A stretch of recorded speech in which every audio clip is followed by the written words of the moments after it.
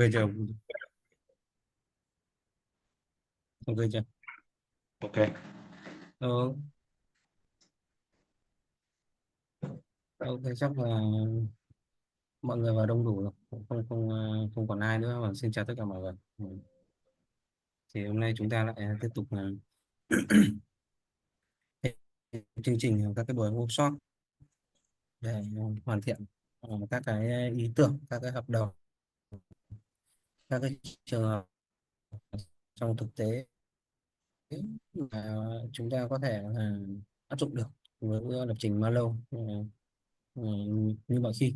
Đấy, thì ngày hôm nay thì cũng có đăng ký trước một cái ý tưởng, nó cũng khá là thú vị, và cũng ờ, nó là cái nhu cầu rất nhiều các cái anh em ở cái tầm tuổi trung niên mà đã có gia đình và có các cái con cái mà có muốn có một cái kế hoạch tài chính tương lai, đấy là đăng ký về cái hợp đồng về thừa kế, ờ, tiết kiệm về ADA và đồng thừa kế cho các cái con cái của mình ở trong tương lai. Thì, cái ý tưởng này thì ờ, cũng trong cái quá trình mà tương tác với cộng đồng và cũng như trong quá trình các cái khóa đào tạo thì cũng nhiều anh em có cái ý tưởng này. Thế tuy nhiên thì hôm nay thì ờ, Sang cũng đã có lên cái thấy báo là cũng đã có lên được một chút về phần code và một số các cái phần ý tưởng là nó sâu hơn. Thì chắc là Sang sẽ chia sẻ ý tưởng của mình nhỉ. Ok, hello anh em ăn tối gì chưa? Thì nói Rồi. chung thì cái ý tưởng này á, thì cũng không phải là do Giang nghĩ ra đâu, mà trong quá trình mà Giang chạy cộng đồng á, thì cũng có mấy anh em trong cộng đồng cũng có chung một cái thắc mắc rằng là bây giờ mình có cái game nào không, mình có cái công cụ nào để mà mình thiết kế một cái hợp đồng gọi là hợp đồng thừa kế hay không. Tại vì trong cộng đồng mình thì mấy anh em cũng biết rồi, thì mình cũng có nhiều nhiều nhiều đối tượng, trẻ có, trung niên có. Thì cái ý tưởng này cũng xuất phát từ cái nhu cầu thực tế luôn nha. Đó chính là ờ, phải gọi là một cái hợp đồng để mà giúp cho các anh em nào mà đang có nhu cầu để mà có thể chuyển giao cái tài sản của mình cho đứa con của mình, cho những đứa con của mình. Thì khi mà nắm được cái thông tin này á, thì Sang cũng thử ngồi xuống viết coi là mình có thể triển khai một cái hợp đồng thông minh trên Malo được không. Tại vì bữa giờ thì chúng ta đã học cái hợp đồng Malo đúng không, thì mình cũng có biết qua về các cái lập trình trong cái tool này. Thì Sang mới thử ngồi xuống để mà viết thử xem. Thì nói chung thì nó cũng cũng gần hoàn thiện rồi. Thì Giang cũng xí cái slot của workshop ngày hôm nay để mà chia sẻ cho mấy anh em về cái cách triển khai của cái ý tưởng này. Thì có gì thì anh em cùng xem rồi cho những cái ý kiến để mà mình hoàn thiện cái hợp đồng này hơn. Rồi thì để Sang share cái slide trước. Ok ha. Rồi thì cái này chắc Sang nói nhanh thôi về cái hợp đồng thừa kế phi tập trung bằng Malo. Thì ở đây á, ý tưởng nó xuất phát từ cái việc đó chính là có một cái thực trạng như thế này mà anh em cũng để ý ra là ờ, khi mà những cái blockchain thế hệ thứ nhất ra đời, ví dụ như là Bitcoin đi, thì có một cái nhu cầu đó là sở hữu cái đồng Bitcoin đó đúng không. Tuy nhiên thì anh em cũng nghe nói đến nhiều về cái việc là có những cái trường hợp họ bị mất cái ví lạnh đi. Họ mất cái ví lạnh, và có những người thì họ sở hữu nhưng mà họ đột ngột họ họ qua đời. Thế thì cái tài sản mà chứa trong cái ví đó nó không được chuyển giao cho cái người kế nhiệm. Thành thử ra là nó có xảy ra một cái tình trạng đó là vô tình nó sẽ làm giảm cái nguồn cung lưu thông của cái đồng tiền đó. À, và chúng ta hiện tại vẫn chưa có một cái gọi là một cái bên trung gian để mà xử lý cái vấn đề này. Thì trong cái tài chính truyền thống thì mọi người cũng biết rằng là một cái người mà họ có tài sản thì họ có thể làm theo cái hướng là họ viết cái di chúc, hoặc là khi mà họ mất mà họ chưa viết di chúc á, thì sẽ có bên bên tòa sẽ đứng ra xét xử coi cái tài sản nó sẽ được cho người nào thừa kế, đúng không? Có một cái luật về luật thừa kế quy định như vậy. Tuy nhiên blockchain thì anh em cũng biết rồi, nó là cái phi tập trung, thành ra là nó sẽ không có ai đứng ra để mà làm được cái việc này cho chúng ta hết. Cho nên rằng là nếu như mà trong cái trường hợp xui rủi mà một cái người nào đó họ họ qua đời đi, thì cái tài sản họ đang nắm giữ á, nó không được thừa kế, nó không được chuyển giao cho thế hệ kế nghiệp. Rồi thế thì cũng có người đặt câu hỏi, thế thì bây giờ để mà hạn chế trường hợp này thì hãy giao luôn cái bộ recovery phrase cho cái người thân đó đi. Rồi thì nó cũng là một cách, nhưng mà nó cũng có một cái rủi ro như thế này. Đó chính là khi mà chúng ta giao cho cái người thân á, thì chúng ta sẽ đối mặt với một cái rủi ro khác. Đó chính là rủi ro bị lộ cái recovery phrase. Mọi người đồng ý cái chỗ này đúng không? Khi mà chúng ta đưa cái recovery phrase thì vô tình chúng ta tạo ra một cái rủi ro khác, đó chính là chúng ta để lộ cái cụm từ khôi phục này, cụm từ bí mật này. Và nếu như mà một cái người á mà họ biết về blockchain đi, họ biết về những cái kiến thức nền trước của blockchain đó, thì chúng ta chỉ cần nói cách mã hóa cái cụm khôi phục này thì ok, có thể là họ có thể nắm được cái ý tưởng đó, họ nắm được cách giải mã đó thì không sao hết. Nhưng mà phần lớn đa số thì anh em thấy là blockchain nó vẫn là một cái công nghệ đó rất là mới, và chúng ta vẫn đang dần để mà thúc đẩy việc phát triển blockchain, đặc biệt ở trong đất nước Việt Nam chúng ta. Thì cái số lượng người mà họ biết về cái nền tảng kỹ thuật á, biết về những cái nền cơ bản trước á, rất là ít. Cho nên là khi mà chúng ta giao cái cụm recovery phase này nè, mà kèm theo cái mức độ bảo mật trong đó, thì cái người thân của chúng ta không có giải mã được. Thậm chí còn họ còn không biết nhập cái cụm khôi phục vào trong cái ví luôn. Cho nên rằng là nó vẫn có một cái rủi ro, đó là nó bị lộ, và nếu như mà chúng ta bảo mật quá thì cái người thân của chúng ta cũng không giải mã được. Rồi thành ra là nó phải có một cái cách nào đó, phải có một cách nào đó để mà chúng ta có thể hạn chế được cái việc rủi ro bị lộ cái cụm từ khôi phục, và đồng thời nó cũng hạn chế cái việc là có một cái bên trung gian đứng ra xử lý cái tài sản của cái người cái người mà muốn thừa kế. Rồi thế thì tại sao chúng ta không làm một cái smart contract để mà ờ, tạo ra được một cái nơi để mà cái người mà muốn chuyển giao tài sản họ cũng có thể làm được, và cái người nhận tài sản họ cũng không cần phải biết quá nhiều về blockchain luôn. Thế thì nó sẽ đi vào trong đời sống của chúng ta dễ dàng hơn. Thì đó đó chính là cách mà chúng ta sẽ khai thác cái việc này thông qua một cái smart contract, một cái hợp đồng về thừa kế. Rồi vậy thì cái ý tưởng ở đây đó chính là chúng ta tạo ra một cái hợp đồng thông minh. Thì trong cái phạm vi của cái buổi workshop mình thì mình tìm hiểu về cái Malo trên Cardano, thì chúng ta sẽ tạo một cái smart contract trên trên Cardano, cụ thể là bằng cái ngôn ngữ Malo. Thì cái việc này á, thì nó sẽ không phụ thuộc vào bên thứ ba, rõ ràng rồi đúng không? Chúng ta thao tác hoàn toàn là thông qua cái smart contract luôn, không có một cái bên nào đứng ra để mà làm cái việc này hết, tất cả là đều tự động hết. Rồi thì các cái điều kiện thì chúng ta sẽ cài đặt vào trong này.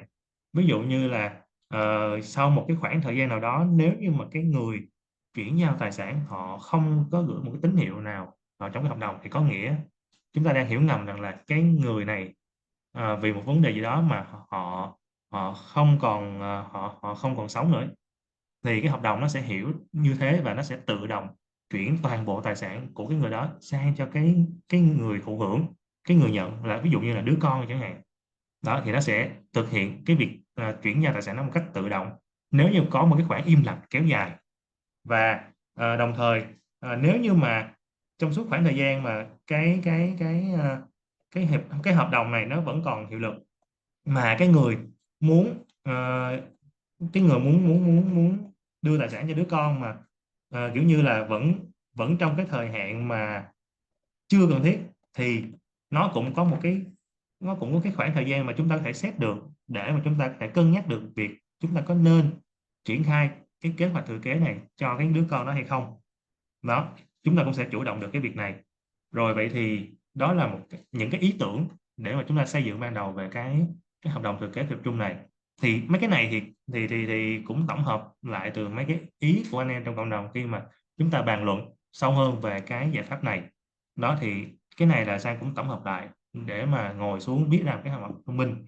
Rồi, ý tưởng là như thế thì bây giờ chúng ta đi sâu hơn vào cách thiết kế của nó.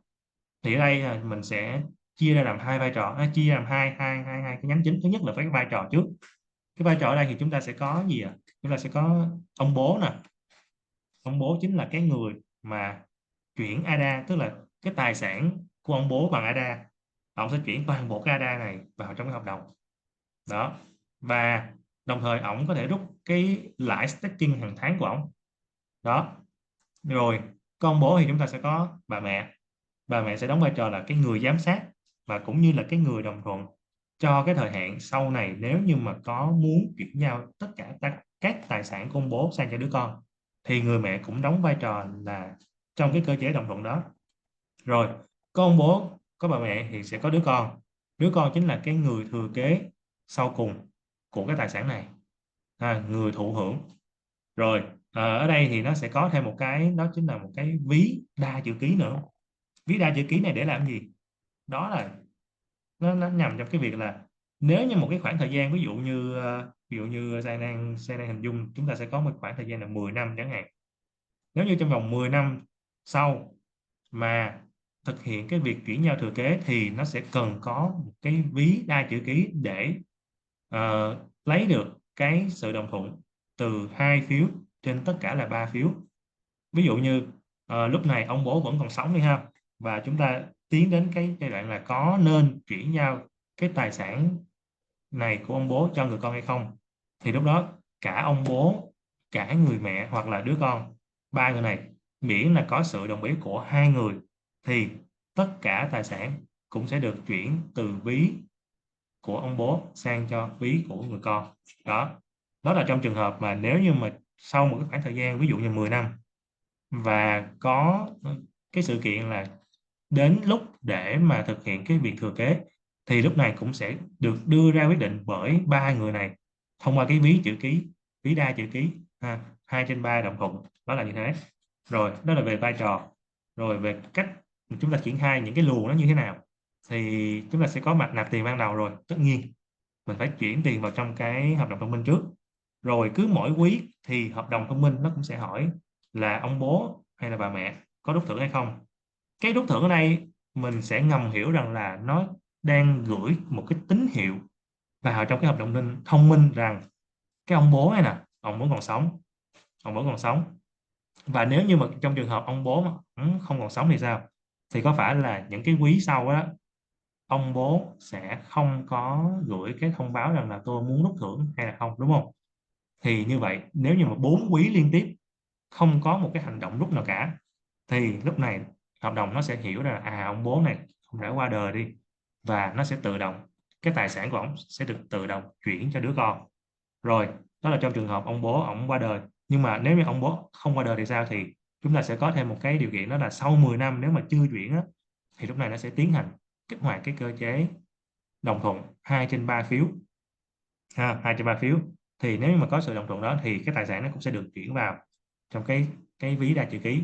Và ngoài ra trong cái quá trình mà ờ, thông báo về cái giai đoạn mà thừa kế thì ông bố ổng cũng có thể nạp thêm ADA vào trong cái smart contract này luôn, hoàn toàn được. Và khi mà nạp vào ADA thêm trong cái smart contract này á, thì cái chu kỳ rút thưởng nó sẽ được reset lại là thành quý 1. Ví dụ như ví dụ như trong khoảng cái hợp đồng này nó chạy được khoảng 3 năm rồi. Trong 3 năm qua thì ông bố ông đã rút thưởng đều đặn. Tuy nhiên thì ông muốn là tôi muốn chuyển thêm tài sản, muốn cho đứa con mình nó được thừa kế thêm cái tài sản này nữa, thì ông nộp vào trong cái hợp đồng của mình, thì nó cũng sẽ tự động reset lại cái chu kỳ về cái quý 1. Rồi ý tưởng là như vậy. Rồi bây giờ khai thác nó là như thế nào? Thì ở đây thì Sang có vẽ một cái sơ đồ. Cái sơ đồ thì để share cho anh em xem cụ thể hơn. Rồi ok, sơ đồ nó sẽ là như thế này. Thì ở đây bắt đầu là start contract ha. Rồi mình sẽ đi cái nhánh bên tay trái trước.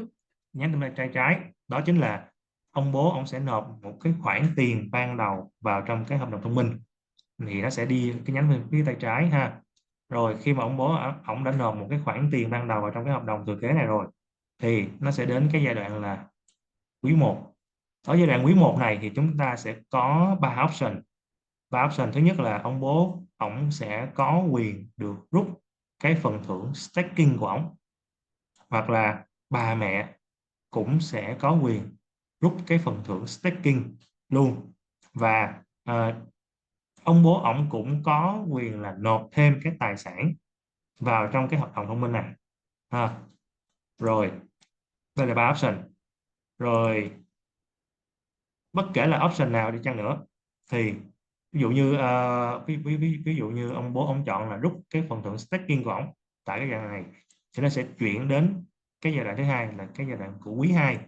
Rồi quý 2 á, thì nó sẽ cũng tương tự, nó cũng sẽ có những option, nhưng mà lúc này á, chúng ta sẽ để mà hạn chế được để mà giảm bớt được cái logic trong cái hợp đồng mình, nó tránh nó quá dài, thì ở đây á chúng ta sẽ thiết kế còn hai option thôi, tức là ông bố ông sẽ được quyền rút tiếp cái reward staking quý 2 của ông, hoặc là bà mẹ cũng sẽ được rút reward staking.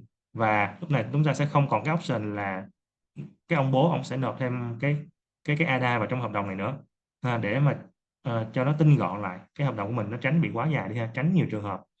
Thì chúng ta sẽ còn hai option thôi. Và ở cái quý 1 này nè, ở cái quý 1 này nè, thì nếu như mà trong một cái khoảng thời gian, một cái deadline nào đó chúng ta đã cài đặt sẵn về cái quý 1, mà nếu như ông bố hay là bà mẹ không đưa ra được cái quyết định của mình, thì cái quý 1 này cũng sẽ time out và cũng sẽ nhảy sang quý 2.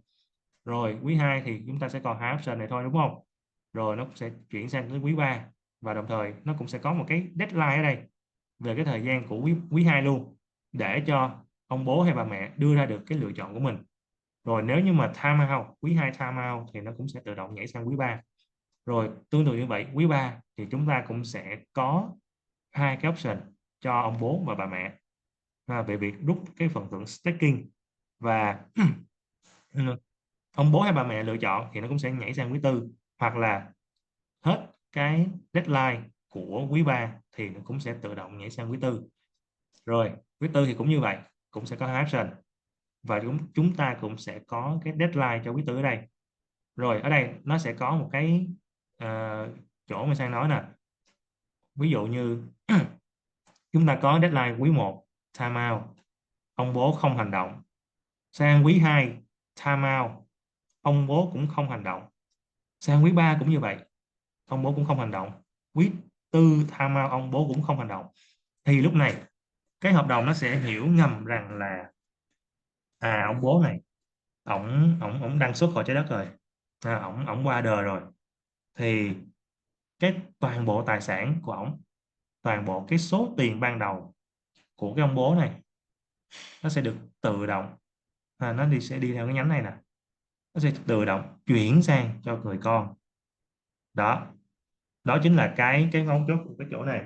Tức là sau một cái khoảng thời gian mà chúng ta cài đặt, ví dụ như là 4 quý liên tiếp, tức là 1 năm, mà không có bất kỳ một cái phản hồi nào từ ông bố, thì cái hợp đồng thông minh nó sẽ hiểu rằng là ông bố ông đã qua đời, và tất cả tài sản của ông sẽ được chuyển giao cho người con, và hợp đồng nó sẽ chấm dứt.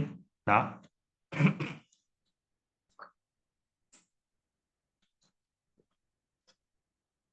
Rồi rồi bên phía nhánh này, nãy giờ mình đi nhánh bên trái rồi, bây giờ mình đi nhánh bên phải.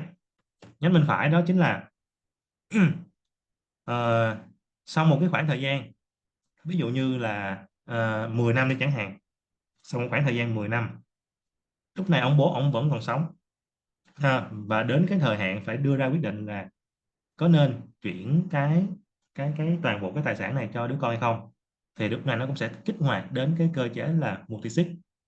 Thì ở cái đoạn này thì nó cần phải có một sự chấp thuận, tại vì ví là ví đa chữ ký, 2/3 đồng thuận, thì nó sẽ cần có một cái sự chấp thuận của ba mẹ hay là đứa con, bất kỳ ai. ngay cả ông bố cũng vậy, ông bố cũng sẽ có một cái lựa chọn riêng của ông là có chuyển giao tài sản cho đứa con này hay không sau 10 năm nữa. Tức là thời điểm này, tức là thời điểm đã 10 năm kể từ khi cái hợp đồng này nó được triển khai, 10 năm sau đó ha. Rồi thì nó sẽ đưa ra cái lựa chọn cho cả ông bố, bà mẹ và đứa con có có ký vào trong cái giao dịch chuyển tài sản hay không. Và nếu như mà ký đồng thuận thì nó cũng sẽ chuyển vào trong cái account này, và cái hợp đồng nó cũng sẽ đóng lại. Rồi còn phí nhánh này thì mình sẽ không nói rồi. Cái này là ờ, hết thời hạn, hết thời hạn nếu mà không đưa ra phản hồi thì cái hợp đồng nó cũng sẽ đóng lại. Rồi đó, thì nhìn chung thì chúng ta sẽ đi theo cái logic như thế này, và ờ, ở trong cái trường hợp này á, thì mọi người thấy là chúng ta cần thêm một cái điều kiện gì nữa hay không trong quá trình này, hoặc là liệu uh, 4 quý 4 quý liên tiếp này không phản hồi là nó đã đủ hay chưa, nó có ngắn hay quá hay không, hay là nó có nó dài quá hay không, nếu mà chúng ta triển khai trong thực tế. Đó thì về phía này thì anh em nào mà có ý kiến nào đó thì cứ chia sẻ quan điểm của mình.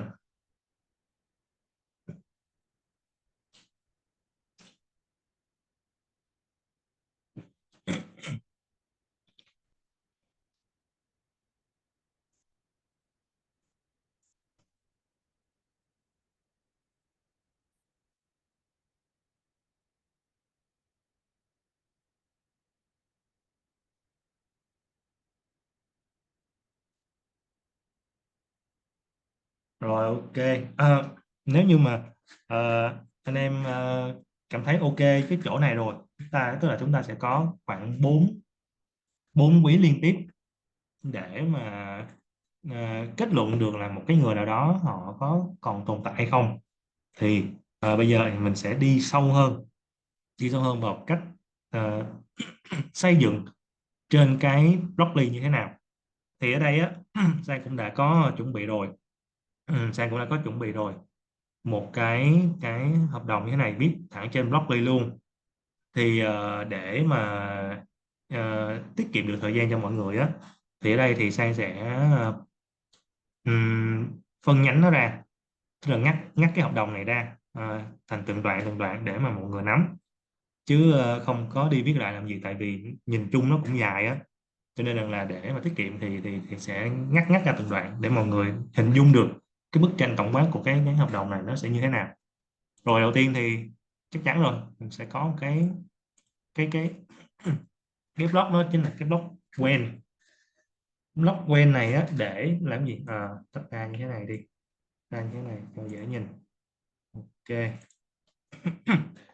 Rồi cái đầu tiên là cái thời hạn này để mình set cái điều kiện ban đầu, đó chính là phải cho ông bố ổng, cái role nè ha, phải cho ông bố ổng nộp cái khoản tiền ban đầu, là một cái initial fund ở đây, cái khoản tiền ban đầu bằng ADA, đơn vị là Lovelace, vào trong cái hợp đồng thừa kế này.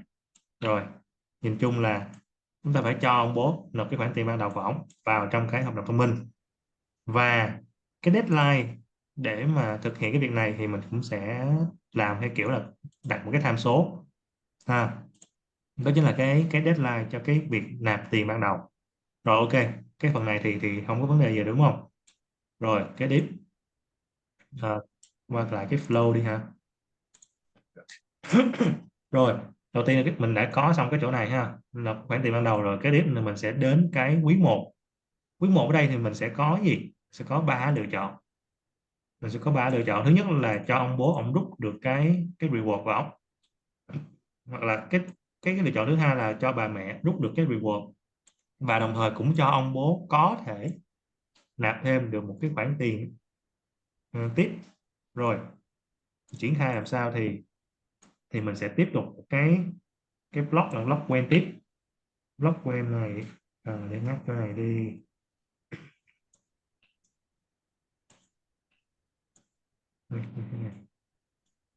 Rồi cho người dễ nhìn.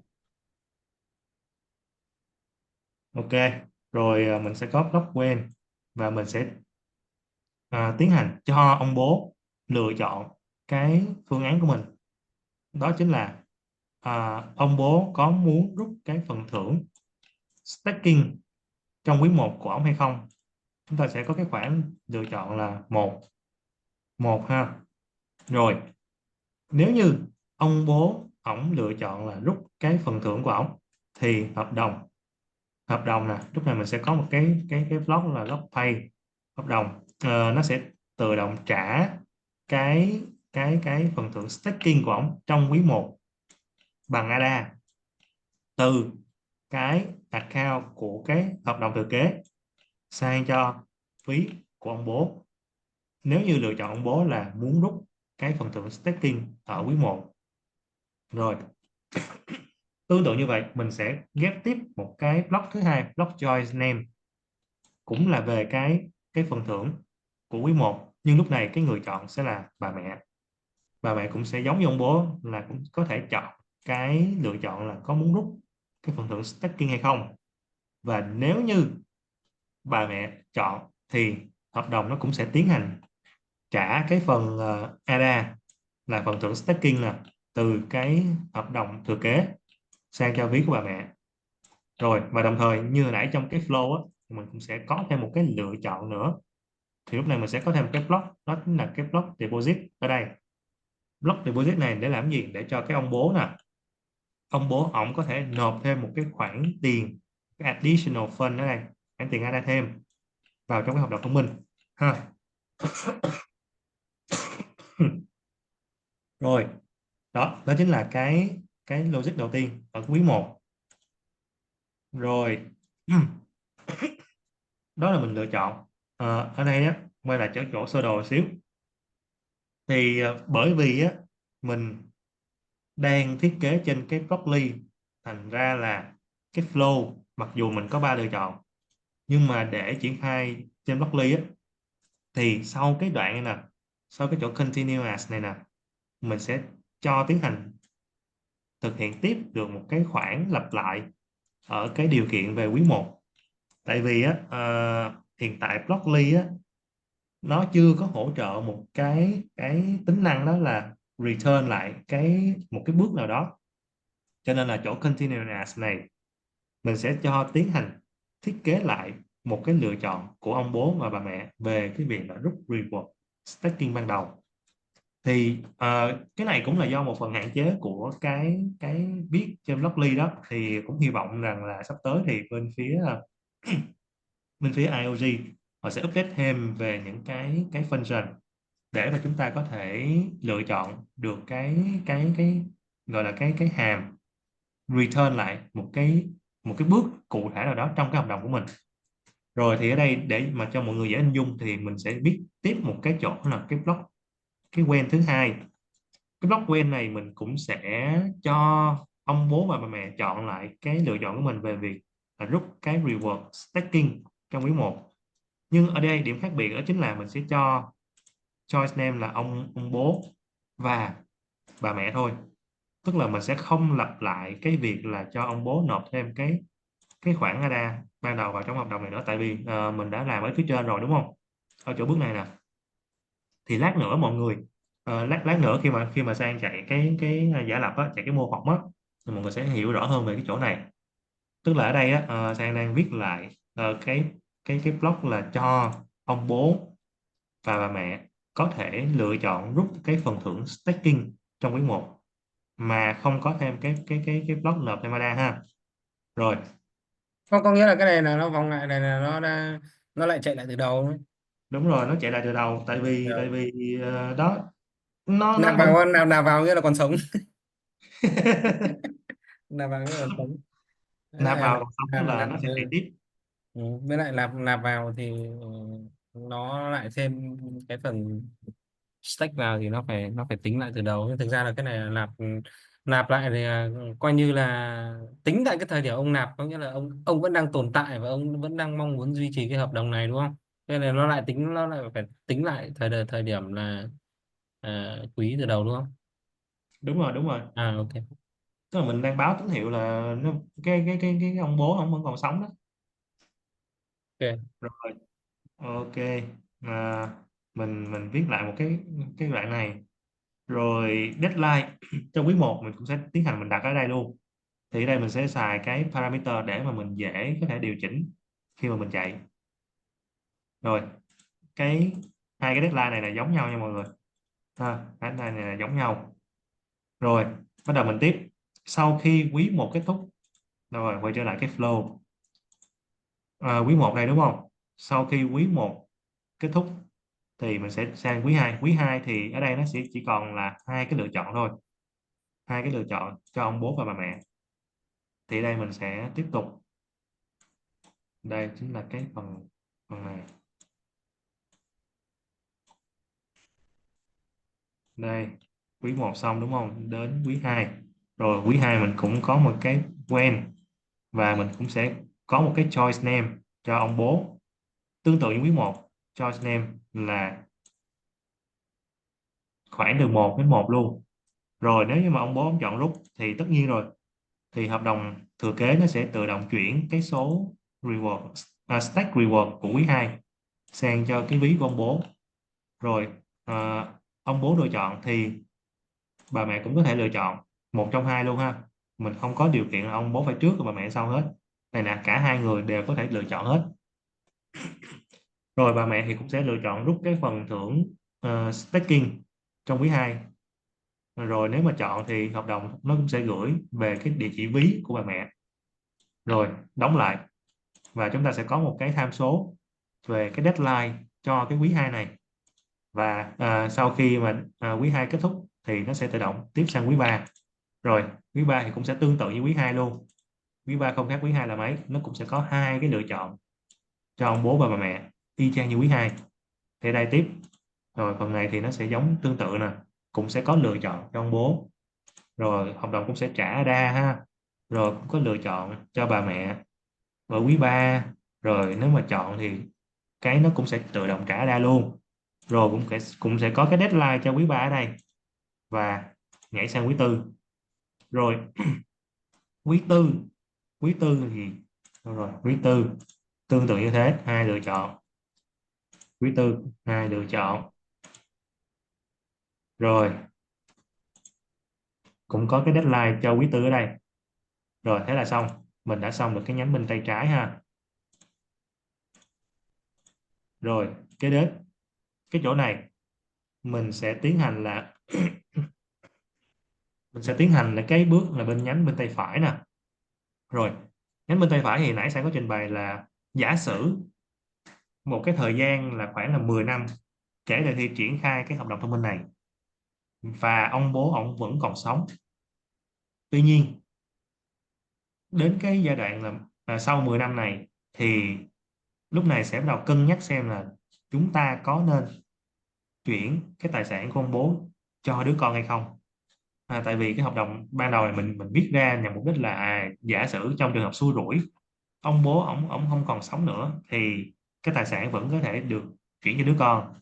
Nhưng mà 10 năm sau, ví dụ như đứa con nó vẫn nó vẫn còn cái tuổi đi học đi chẳng hạn, thì lúc này cũng sẽ có cái sự cân nhắc là liệu chúng ta có nên chuyển giao tài sản quá sớm cho đứa con hay không.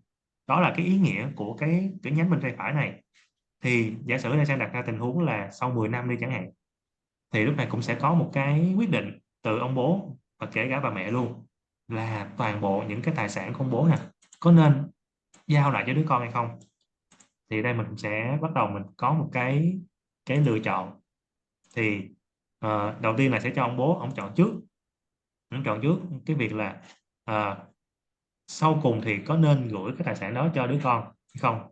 Mình sẽ cho ông bố chọn trước.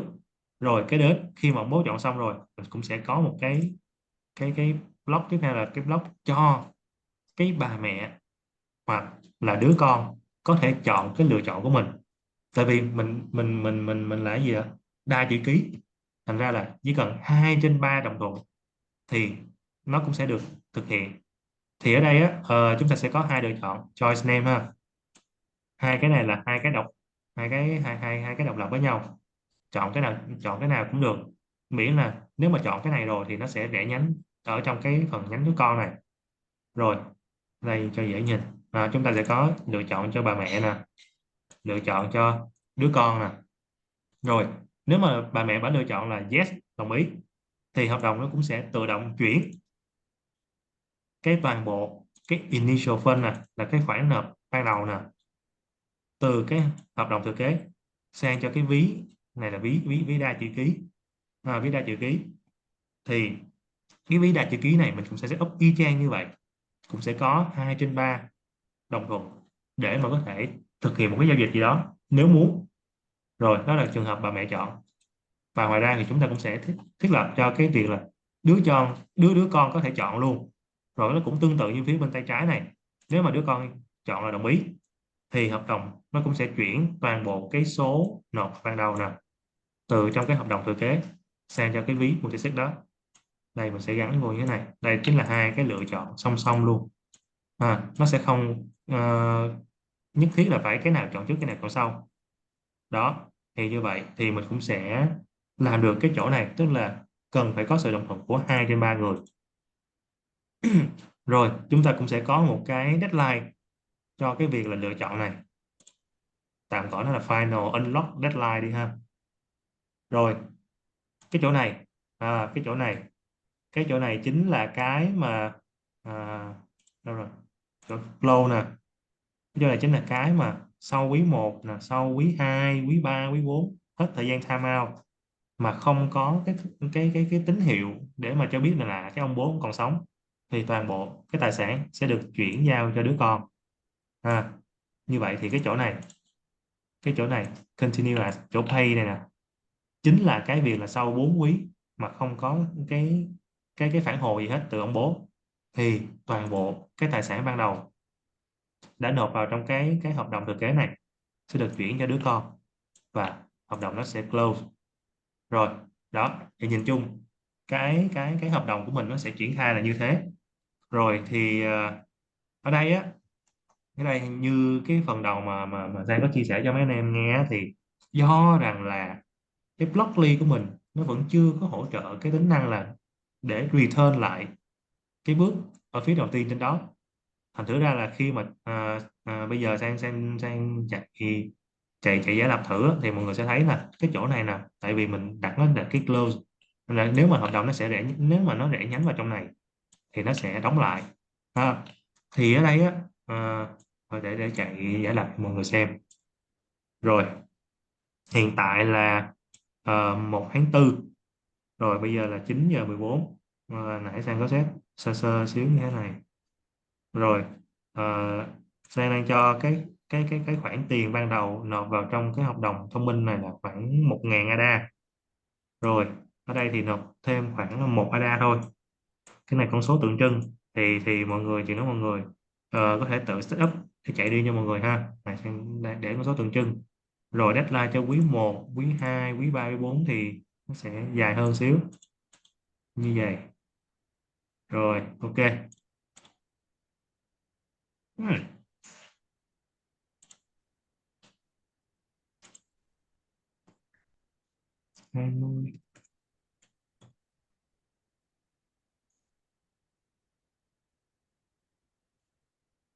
Sao nhỉ?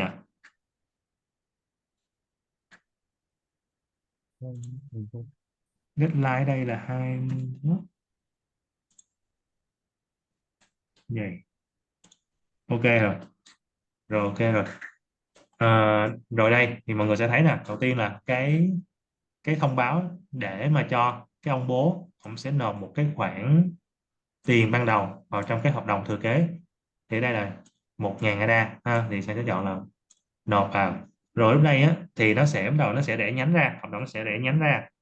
Ví dụ như ông bố ông thực hiện rút cái reward của ông ở trong quý 1 thì sẽ có lựa chọn cho ông bố ở đây, rồi mình cũng thấy ha, rồi bà mẹ cũng sẽ có lựa chọn ở đây. Rồi hoặc là ông bố cũng có thể lựa chọn là nộp thêm cái khoản tiền vào trong hợp đồng thông minh, thì nãy Sang xét nó là 1 ADA. Rồi thì ở đây mọi người sẽ thấy cái chỗ này đó chính là ví dụ như Sang chọn là rút đi thì hợp đồng nó sẽ end luôn. Thì đó, đây cũng chính là một cái hạn chế mà hiện tại Blockly nó vẫn chưa chưa hỗ trợ cho mình. Đó chính là nếu như mà chúng ta chọn cái phần này thì nó sẽ đầu nhảy lại cái bước ở trên, nhảy lại cái bước ở trên là tiếp tục chạy theo cái flow. Đâu rồi, chạy theo cái flow chính này. Chạy theo cái flow chính này để mà chuyển tiếp sang cái quý 2. Đó, nó cũng là một cái hạn chế mà Blockly hiện tại đang gặp phải. Rồi quay trở lại chỗ giả lập xíu, nộp vào một cái khoản tiền ban đầu. Rồi à, Sang thử để cho cái quý một không rút xem nó có nhảy sang quý 2 không. Mình để cái thời gian deadline nó sát nhau, nó cách nhau 1 phút thôi ấy. cái chỗ Để nào anh, chỗ nào? À, này đúng không? đấy, nó cách nhau có 1 phút thôi. Cái đấy. Quý một à, quý một quý 2 này hả? Ừ. Để xem nó có chuyển sang bên cái quý kia đi không nữa. Tức là chỗ này cho nó là Ừ. về đúng không? Ừ. Nó cho mấy phút sát gần đây này. Cái chỗ nào ta, chỗ deposit hả? Deposit mình cứ để 9:18 đi.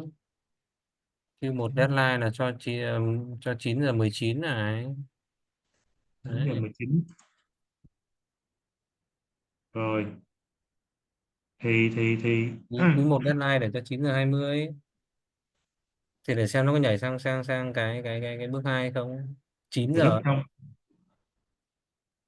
19 giờ 21 đi. Chuyển sang 9 giờ thì em đang để 10 giờ mà. Đâu ở cái ô đấy. 9 giờ đúng không? 9 giờ, Ừ. 9 giờ 19. Đấy, bây giờ thử xem nào, nó chạy sao. Thử đi xong Đúng. mình chờ Này khoảng một nộp, hai phút. Bây giờ 9:18 rồi. Nạp vào xem nào. này nộp đúng không? Nộp. Ừ. 8. Cái này nó tự nhảy luôn hả ta? Để xem nó có tự nhảy không. Em nghĩ là mình phải chọn dưới này, một là next minute hoặc là next timeout.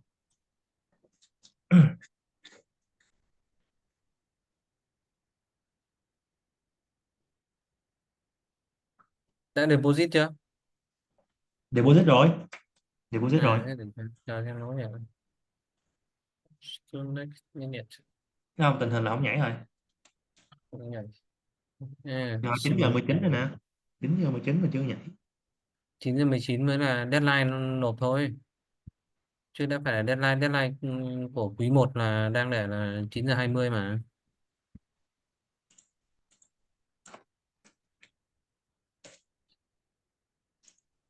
Này, thực ra nếu mà thuần trong Haskell ấy thì hoặc là các cái ngôn ngữ khác thì nó dùng cái này cho vào một function con trên một cái function lớn, nhưng mà kết thúc thì nó quay ngược trở lại cái function đầu tiên, thì cái này không khó trong Đúng rồi, Haskell. này mà code trên Haskell á, thì được. Haskell dùng phép đợi quy nó mới chạy vào, nó chạy vòng lặp liên tục vô hạn, cứ chạy như thế thì là được không.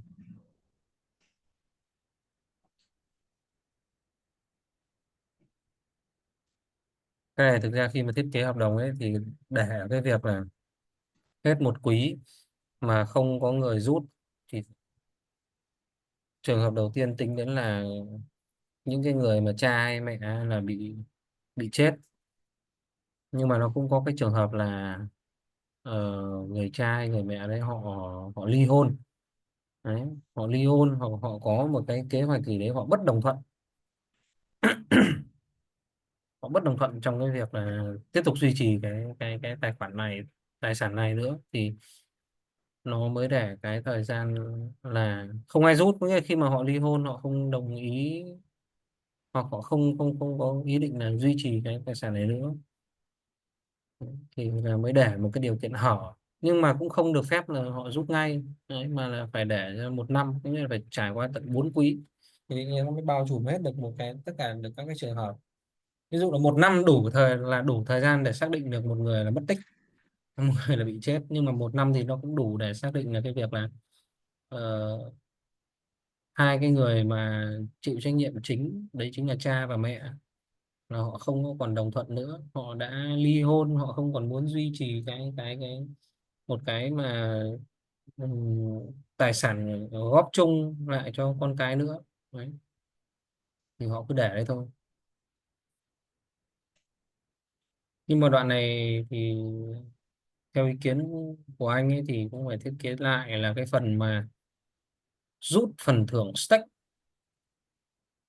thì mình cũng sẽ phải thử thiết kế là rút phần thưởng stake. ờ, cái này nó sẽ lại phức tạp một bước hợp đồng nữa. Rút phần thưởng stake là phải là một ví, một chữ ký đa chữ ký, bao gồm là được tạo lên từ từ cái địa chỉ ví của cả cha và mẹ cơ.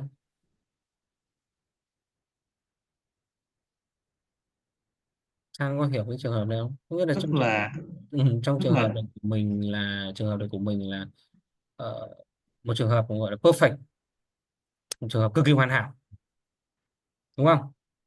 Có nghĩa là người cha người mẹ này chung sống với nhau suốt cả một cuộc đời, hoặc là có thể chung sống với nhau 10 năm không có xảy ra một cái vấn đề gì cả. Thế nhưng mà nó nhớ có một cái vấn đề, nó có một cái vấn đề như này. Ví dụ là trong quá trình mà cái hợp đồng này nó tiếp diễn. Đấy, thì ví dụ người cha nạp thêm tiền vào, nhưng mà lúc đấy cái người mẹ họ không có muốn tham gia vào cái hợp đồng này nữa, hoặc cái người mẹ này họ có ý định là không rời bỏ cái gia đình này, rời bỏ cái cuộc hôn nhân này, hoặc là người cha muốn rời bỏ gia đình, muốn rời bỏ cái cuộc hôn nhân này, muốn chiếm đoạt cái số tiền này chẳng hạn, đúng không? Thì khi ông cha nạp thêm tiền vào thì bà mẹ lại rút luôn cái tiền đấy đi, rút cái tiền ừ, stake đi. Đấy, đúng không? Hoặc là cái thì tiền lãi, tiền lãi thật ấy, ra đúng không? ừ, Tiền lãi bây giờ đáng ra, ví dụ nếu mà về đúng đúng ra ông bố là người nạp tiền vào, thì dù sao ông bố vẫn là cái người mà chính thức được rút cái tiền tiền lãi ra, còn cái tiền mà họ để cho thừa kế cho người con thì không nói làm gì rồi. Nhưng mà cái- khi mà ông bố chưa kịp rút cái stake reward, thì bà đã rút cái stake reward, bà đi bà tiêu xài theo cái việc riêng của bà ấy rồi, bà không có tiêu xài cho gia đình nữa. ừ, Thì cái đoạn này mình lại phải thiết kế một cái, có nghĩa là cái ví mà rút cái stake reward ấy, thì nó cũng phải là cái ví mà đa chữ ký. Thì kể cả trong cái trường hợp mà cái người cha họ tự ý rút cái stake reward mà họ đi chi tiêu riêng cho họ, chứ không chi tiêu cho gia đình,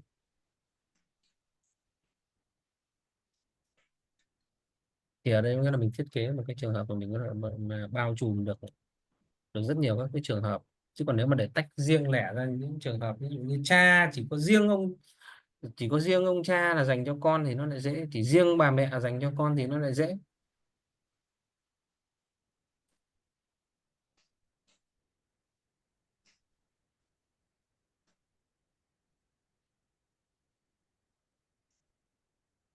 Cho em hỏi hợp đồng thừa kế có giá trị pháp lý hay không? Hợp đồng thừa kế thì thực ra cái này là mình lưu giữ trên cái phi tập trung. Ờ, cái tính pháp lý ở đây nó thể hiện chính là ở cái ví rồi. Đấy, thì câu hỏi bác Trọng cũng hay á, nó đúng có không? giá trị pháp lý hay không. Thật ra trong những cái dòng mình code này nè, nó chính là một cái những cái những cái điều mình ràng buộc giữa các bên với nhau rồi. Thì đó là về mặt code ha, còn về mặt pháp lý mà chắc mấy bác Trọng đang hỏi là về truyền thống đi, thì hiện tại ở Việt Nam mình vẫn chưa có một cái khung pháp lý nào cụ thể cho cái việc là áp dụng blockchain vào trong đời sống hết. Đặc biệt là cái việc thừa kế tài sản này nữa, chưa có một cái quy định nào cho cái việc này hết. Nhưng mà hiện tại thì cũng đang có những cái định hướng, những cái chính sách, những cái định hướng để mà phát triển cái blockchain trong tương lai. Và như cách đây mấy ngày thì em cũng có coi, đó chính là nhà nước mình đã đưa blockchain vào trong những cái công nghệ gọi là phát triển tiên quyết trong những cái năm tới, và nó sẽ chính thức được áp dụng vào ngày 1 tháng 1 2026. Thì đó thì em nghĩ cũng sẽ là chắc là sớm thôi, chúng ta cũng sẽ thấy một cái khung pháp lý nào đó, một khung pháp lý chung chung trước về cái việc là phát triển cái công nghệ blockchain tại Việt Nam. Còn cụ thể hơn á, thì trong quá trình mà áp dụng có cần những cái điều chỉnh như thế nào đó thì chúng ta sẽ luôn được cập nhật và điều chỉnh nó. Thì em nghĩ trong tương lai thì chúng ta cũng sẽ có một cái gì đó nó sẽ rõ ràng hơn về cái việc này, và biết đâu rằng là trong tương lai thì những cái hợp đồng thông minh như thế này cũng được coi là một cái văn bản có giá trị pháp lý tương đương chẳng hạn vậy. Nó là trong tương lai thôi, còn hiện tại nha, chúng ta vẫn chưa có cái luật gì về hết. Thì theo em nghĩ hiện tại nếu mà nói đúng á, thì nó sẽ không có giá trị pháp lý gì đâu. Thực ra thì bản thân cái việc mà cái tính minh bạch và cái tính bất biến của smart contract trên blockchain ấy, nó cũng đã thể hiện được một phần nào về cái tính pháp lý của cái hợp đồng này rồi. Ờ, các cái mà tính pháp lý còn lại thì nó sẽ liên quan đến cái việc là thừa kế tài sản, đánh thuế vào cái tài sản thừa kế.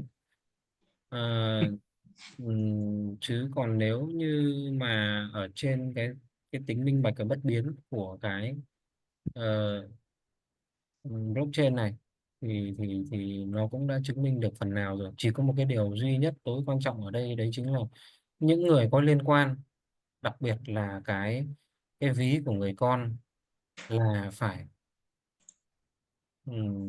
giữ được cái private key. Nếu mà ông lộ cái private key thì sẽ không ai bảo vệ ông nữa. Nếu như ở trong thực tế, cuộc sống thực tế, thì cái việc mà các cái mà thừa kế tài sản, đúng không, thì mình có thể là chứng minh được tôi là con của ông này, đấy, chứ không phải là một ông khác như vào nhận vơ được. Đấy, bây giờ tôi đi xét nghiệm ADN phát là tôi ra con của ông này ngay. Ờ, đấy, và tôi có cái tên như thế này ở trong cái di chúc, thế là tôi được thừa kế rồi. Còn ở trong cái blockchain, ở trong cái smart contract này thì không quan tâm ông có DNA giống người cha hay người mẹ, mà ông cứ sở hữu cái private key của cái ví người con, thế là ông là người thừa kế cái đó. Thì cái gì nó cũng có cái lợi cái hại của nó thôi. Còn mình thích sử dụng cái nào thì mình thích sử dụng cái nào thì mình thích, mình sử dụng cái đó. Thì đây nó cũng là một cái phương tiện để lưu trữ tài sản, một dạng lưu trữ tài sản. Và có thể trong tương lai nó cũng sẽ áp dụng cái đấy.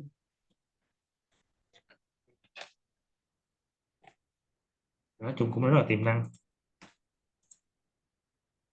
Lúc anh thấy thì cái hợp đồng này của Sang thiết kế ra thì nó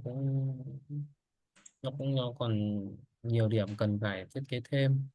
Ví dụ như cái việc mà cần phải rõ ràng giữa cái việc mà trong cái trường hợp mà cái người ở cái logic mà 4 quý thì ok. à, 4 quý thì anh thấy là ok. Cái việc là nó phải có một cái động tác nào đó để mình kiểm tra cái tính sống của hợp đồng này. Đấy. Chứ không phải là, ví dụ là ừ, chết đi rồi, cả cha cả mẹ cùng chết đi rồi, xong rồi là cái số tiền ấy nó cứ nằm luôn ở đấy của cho đến cái người người, người con luôn. Đấy. Nhưng mà từ cái hợp đồng này mình có thể biến thể ra được rất rất cái nhiều nhiều các cái hợp đồng. Ví dụ thêm cái người giám hộ, thêm một cái người nào đó mà tất cả các bên có thể tin tưởng được, thì mình cũng có thể vẽ ra được rất nhiều trường hợp. Nói chung đây là một cái trường hợp, đây là một cái hợp đồng mà nó rất là thiết thực ở trong nó rất thiết thực trong thực tế. Đấy. Mình khá thích cái hợp đồng này. Tuy nhiên là trong cái môi trường bao lâu này thì chắc là nó sẽ còn phải mình sẽ cần phải thiết kế lại, hoặc là nó chỉ áp dụng được trong những cái trường hợp mà nó khi mọi thứ hoàn hảo, giống như anh nói, khi mọi thứ hoàn hảo, khi nó không xảy ra bất kỳ một vấn đề gì hết.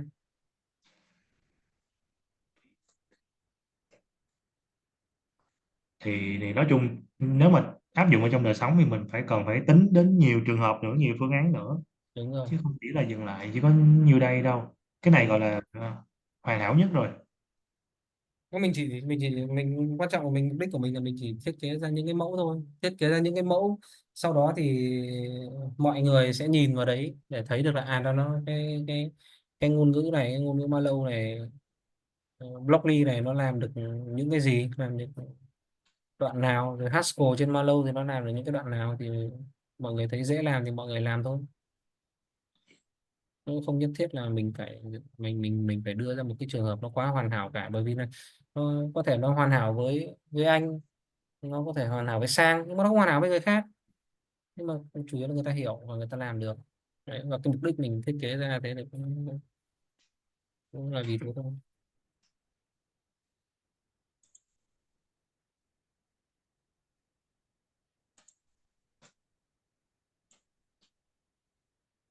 Còn cái mà chạy vòng lặp điều kiện kia thì thực ra thì cái này viết trên Java Haskell dễ không nhỉ? Vấn đề là để trong Malo nó có viết được như thế không thì nó lại còn cả một thời gian nữa. Thế cái này chắc là mình sẽ phản hồi lại thôi, mình phản hồi lại để cho xem bên cái team Malo họ có cái giải pháp gì hay không.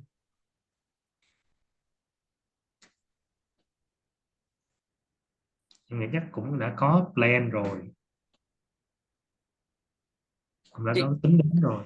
chị biết mình ấy không, mình cứ phản hồi thôi, mình có ý tưởng mình phản hồi thôi, các bên hợp tác với nhau thôi mà.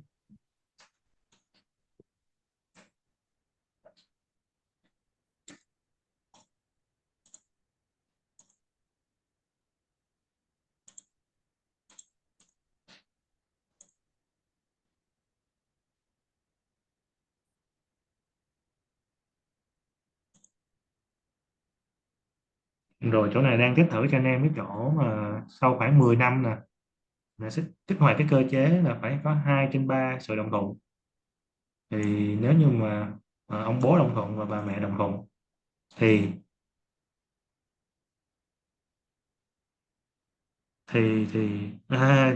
chỗ này sai rồi. Ồ, viết lại đi, sao đây là Này from the sai rồi, team of that to that kia. đúng rồi, chỗ này sai rồi. Này phải là từ từ trong cái That hợp to đồng try mà nhỉ? chuyển ra ví ví multisig kia chứ. Xem lại,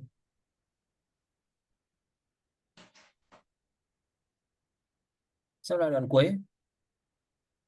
Try, try, try.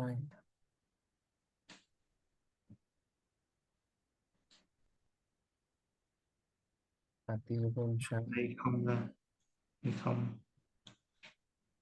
cuối phải viết lại rồi. Ờ, đoạn này phải sửa lại xem sao lại chuyển hết về của người bố kia.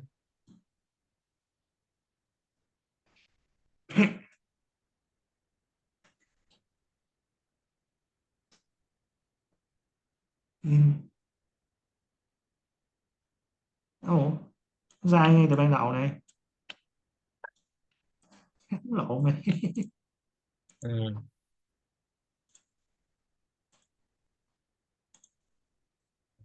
Ừ.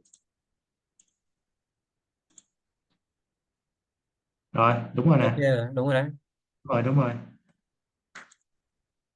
Nãy có kéo lộn gì không đó, thì nó phải như thế này, tức là nếu mà hai người ok rồi ấy, thì toàn bộ cái tài sản phải chuyển từ cái hợp đồng của đồng thừa kế này sang cho cái ví multisig. Ô, nhưng mà như này là em đang thiết kế là cả cha cả mẹ đều đều đồng ý à? Hoặc là cha hoặc con, Đâu, hoặc cái là này cha cái hoặc này mẹ. là cái này là multisig 2/3 đấy chứ, 2/3 đấy chứ đúng không? Đúng đúng. Thì là cả cả người con tham gia vào cũng được mà đúng không? Tại vì cái Blockly này em không biết cái phương án là mẹ và con thì có thể đồng ý như thế nào, tại vì cái này đi theo thứ tự á. Ừ, ừ, ừ.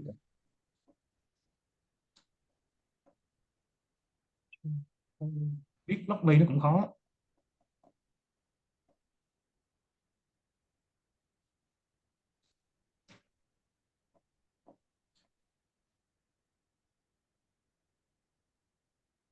Thế thì phải thiết kế lại cái phần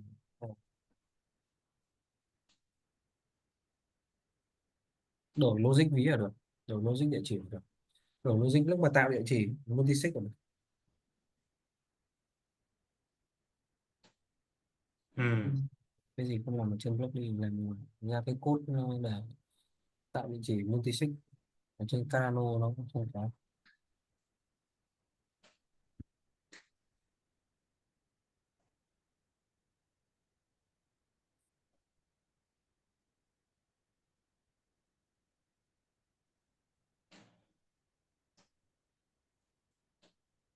Rồi ok, nãy bác Trọng thì có câu hỏi rồi, không biết mấy em còn lại thì như thế nào, có đi được cái chỗ này chưa?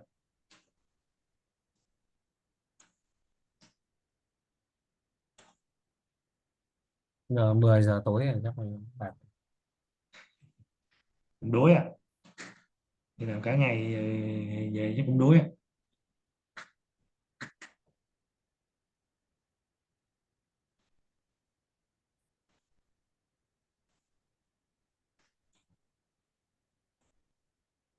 Thực ra nếu mà trường hợp nó đơn giản hơn thì chắc là sẽ có kết thúc được cái này. Mà trường hợp này nó cái logic nó khá là phức tạp, nạp rút, chứ còn nếu mà cứ để nạp xong là cứ để kệ cho nó tự 10 năm mà nó phá hợp đồng thì thực ra là thì Mà nó trong 10 năm nó cũng có nhiều biến cố nha. đúng rồi, thế thì mới để các cái điều kiện là một năm kia, một quý, đang được những điều kiện chặn đây, điều kiện chặn cho những cái biến cố đây là một quý, rồi là 4 quý, rồi là phải là không phải là ông nào tự động rút tiền là được đâu.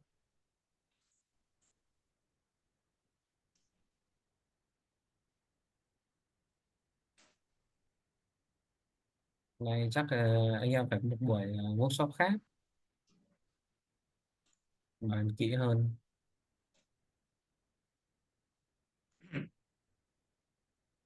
phải gọi mấy anh chị em mà trong cộng đồng cũng lớn lớn tuổi rồi, có con lớn rồi, có những cái này nhiều ý tưởng hay.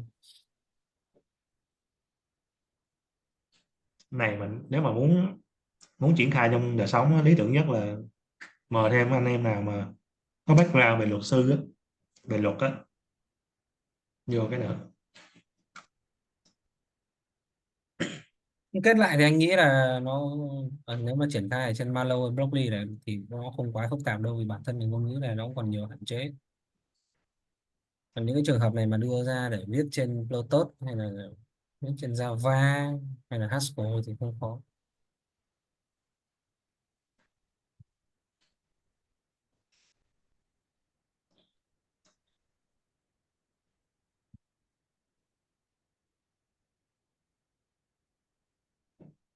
Ok, nếu mà không ai có cái vấn đề gì nữa, không có câu hỏi gì thì bây giờ cũng muộn, cũng 10 giờ tối rồi, thì chắc là chúng ta kết thúc cái buổi workshop này thôi. Cái này chắc là mình bàn thảo thêm trong nhóm chat, rồi nó sẽ có những cái buổi mà workshop tiếp theo thôi.